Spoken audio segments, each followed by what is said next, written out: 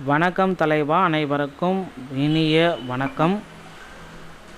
தமிழகத்தில் நகைக்கடன் தள்ளுபடி குறித்து ஒரு மாபெரும் அறிவிப்பு வர இருக்கு.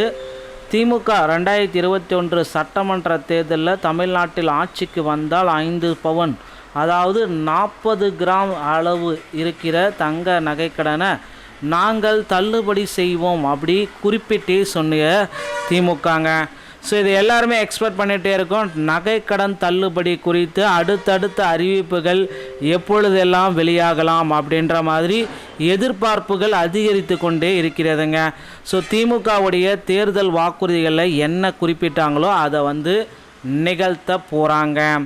ஸோ அதனால் நகைக்கடன் தள்ளுபடி கண்டிப்பாக இருக்கும் அப்படின்ற மாதிரி தகவல்கள் வந்திருக்கு.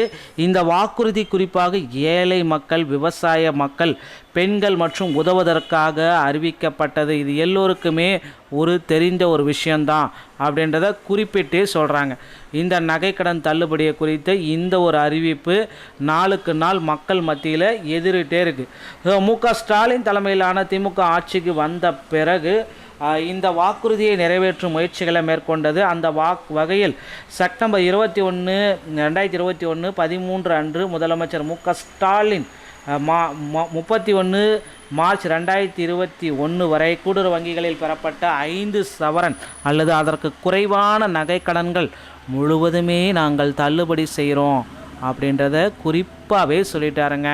ஸோ எல்லோருடைய எக்ஸ்பெக்டேஷனும் பார்த்தீங்க அப்படின்னா இப்போ இந்த இடத்துல எகிரிட்டுருக்கு.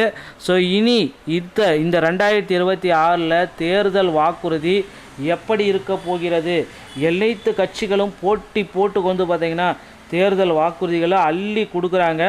ஸோ இந்த தேர்தல் வாக்குறுதிகளில் தமிழகத்தில் ரொம்ப இம்பார்ட்டண்டான ஒரு செய்தி வர காத்து இருக்கு மக்களே. ஸோ அந்த செய்தி என்ன அப்படின்றது தான் நான் இப்போ உங்களுக்காக சொல்ல போகிறேன்.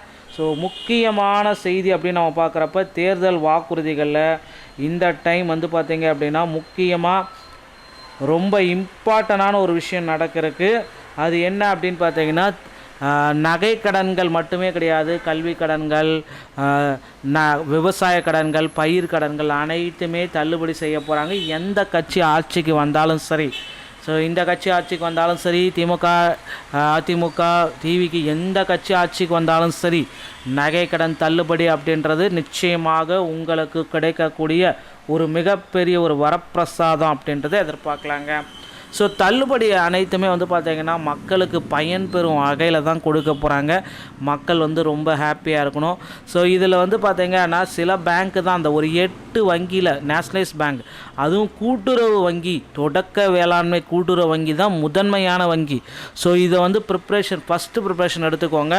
ஸோ இந்த வங்கியில் நீங்கள் பார்த்திங்கன்னா 5 சவரனுக்கு உட்பட்ட நகைகளை வைக்கும் பொழுது தள்ளுபடி நிச்சயமாக 100% கிடைக்கும். அதனால் கவலையை விடுங்க.